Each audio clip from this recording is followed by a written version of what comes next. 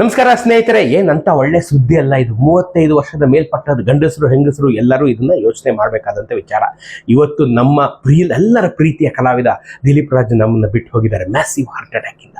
ನಿನ್ನೆ ನಮ್ಮ ಆಕಾಶವಾಣಿಯ ಹೆಮ್ಮೆಯ ಉದ್ಘೋಷಕಿ ನಾಗಮಣಿ ಎಸ್ ರಾವ್ ಅವರ ಪುತ್ರ ನಾನು ಪರಿಚಯಸ್ಥರು 1 ತಿಂಗಳ ಹಿಂದಷ್ಟೇ ನಾನು ಅವರ ಇಂಟರ್ವ್ಯೂ ಮಾಡ್ಕೊಂಡು ಬಂದಾಗ ಲವಲವಿಕೆಯಿಂದ ಓಡಾಡ್ಕೊಂಡಿದ್ದಂಥ 56 ವರ್ಷದ ಯುವಕ ತೀವ್ರ ಹೃದಯಾಘಾತದಿಂದ ನಿನ್ನೆ ನಮ್ಮನ್ನೆದಾಗಲಿದ್ದಾರೆ.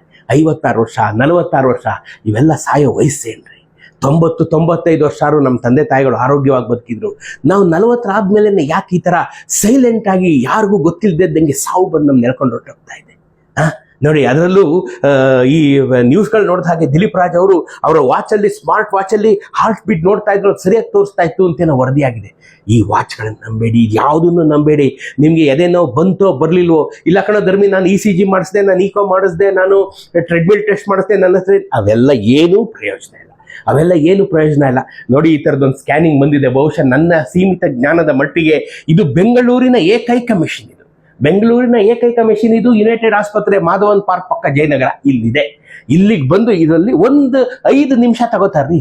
5 ನಿಮಿಷ ಇದೊಂದು ಸ್ಕ್ಯಾನಿಂಗ್ ಮಾಡ್ಬಿಟ್ರೆ ನಿಮ್ಮ ಹತ್ರ 5% ಬ್ಲಾಕ್ ಇದ್ರು ನಿಮ್ಮ ಹಾರ್ಟಲ್ಲಿ, 5-10% ಬ್ಲಾಕ್ ಇದ್ರು ಅದು ತೋರಿಸ್ಬಿಡುತ್ತೆ. ನೀವು ಮುಂದೆ ನಿಮ್ಗಾಗಬಹುದಾದಂಥ ಅನಾಹುತದಿಂದ ನಿಮ್ಮನ್ನು ರಕ್ಷಣೆ ಮಾಡ್ಕೊಳ್ಳುತ್ತೆ. ನಾನು ನಿಮ್ಮ ಕೈ ಮುಗಿದು ಕೇಳ್ಕೊತೀನಿ, ನೀವು ಏನೇ ಪ್ರೊಫೆಷನ್ನಲ್ಲಿ ಇರಲಿ, ನೀವು ಅರ್ಧ ದಿನ ಪುರ್ಸೊತ್ ಮಾಡ್ಕೊಂಡು ಯುನೈಟೆಡ್ ಆಸ್ಪತ್ರೆಗೆ ಬಂದು ಈ ಸ್ಕ್ಯಾನಿಂಗ್ ಮಾಡಿಸ್ಕೊಂಡು ಹೊರಟೋಗ್ಬಿಡ್ರಿ. ನೀವು ಹಾರ್ಟ್ ಕ್ಲೀನ್ ಆಗಿದೆ, ನೆಮ್ಮದಿ. ಇಲ್ಲಾಂದ್ರೆ ನಿಮ್ಮ ನಂಬ್ಕೊಂಡು ಹೆಂಡತಿ, ಮಕ್ಕಳು, ಕೆಲಸ, ತಂದೆ ತಾಯಿ, ಸಾಲ, EMI, ಬಡ್ಡಿ, ಸೈಟು, ಮನೆ ಎಲ್ಲ ನೀವು ಇಟ್ಕೊಂಡು ತಲೆ ಮೇಲೆ ಓಡಾಡ್ತಿರ್ತೀರಾ. ಸಡನ್ ಆಗಿ ಹೊರಟೋಗ್ಬಿಟ್ರೆ ಯಾರಿಗೆ ಜವಾಬ್ದಾರಿ?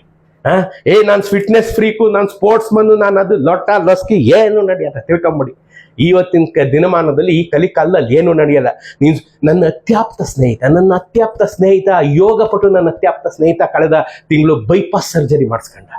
ಜೀವನದಲ್ಲಿ ಒಂದೇ ಒಂದು ಕೆಟ್ಟ ಅಭ್ಯಾಸ ಇಲ್ಲದ ನನ್ನ ಅತ್ಯಾಪ್ತ ಸ್ನೇಹಿತ ಬೈಪಾಸ್ ಸರ್ಜರಿ ಮಾಡಿಸ್ಕೊಂಡ. ಗುರು, ಇನ್ನು ಅದಕ್ಕಿಂತ ಏನ್ ಹೇಳ್ತೀಯಾ? ಇದನ್ನ ಲೈಟ್ ಆಫ್ ತಗೋಬೇಡಿ. ಈ ನನ್ನ ಮೆಸೇಜನ್ನ ಲೈಟ್ ಆಫ್ ತಗೋಬೇಡಿ.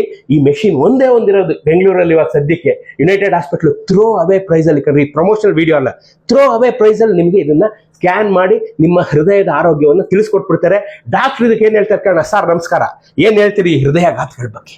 ನಮಸ್ಕಾರ, ನಾನು ಡಾಕ್ಟರ್ ರಾಹುಲ್ ಪಾಟೀಲ್ ಅಂತ, ಕಾರ್ಡಿಯಾಲಜಿಸ್ಟ್, ಹೃದಯ ರೋಗ ತಜ್ಞ, ಹಾಗೂ ಈ Young age heart attacks division ನ ಹೆಡ್ ಆಗಿ ಕೆಲಸ ಮಾಡ್ತಿದ್ದೀನಿ. ಈಗೇನಂದ್ರೆ ಪ್ರತಿಯೊಬ್ಬ ಭಾರತೀಯರು, 40 ವಯಸ್ಸಿಗಿಂತ ಹೆಚ್ಚಾಗಿರುವ ಪ್ರತಿಯೊಬ್ಬ ಭಾರತೀಯರು ಪ್ರತಿ 3 ವರ್ಷಕ್ಕೆ ಒಂದು ಸತಿ ಈ ಒಂದು 2 ನಿಮಿಷದ ಒಂದು CT ಹಾರ್ಟ್ ಸ್ಕ್ಯಾನ್ ಅಂತ ಅಂತೀವಿ. ಅದು artificial intelligence powered CT heart scan ನ ಮಾಡಿದರೆ ಯಾವುದೇ ಆಂಜಿಯೋಗ್ರಾಮ್ ಇಲ್ಲದೆ ನಮ್ಮ ಹೃದಯ ರಕ್ತನಾಳಗಳಲ್ಲಿ ಏನನ್ನ cholesterol blockage, silent cholesterol blockage ಇರ್ತವೆ.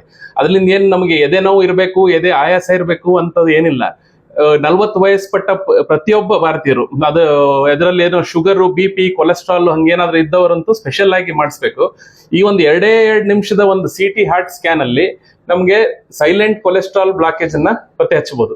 ಈ ಸಾಧಾರಣವಾಗಿ ಮಾಡುವ ECG, ಎಕೋ, ಟ್ರೆಡ್ಮಿಲ್ ಅಲ್ಲಿ ಈ ತರ ಸೈಲೆಂಟ್ ಬ್ಲಾಕೇಜ್ ಅನ್ನ ಪತ್ತೆ ಹಚ್ಚುವ ಚಾನ್ಸ್ ಬರೀ ಒಂದು 60% ಇದ್ರೆ, ಈ ಒಂದು CT ಸ್ಕ್ಯಾನ್ ನ ನಾವು ಸೇರಿಸ್ಕೊಂಡ್ರೆ 95-99% ಶ್ಯೂರಿಟಿಯಲ್ಲಿ ನಾವು ಈ ತರ ಸೈಲೆಂಟ್ ಬ್ಲಾಕೇಜ್ ನ ಪತ್ತೆ ಹಚ್ಚಬಹುದು.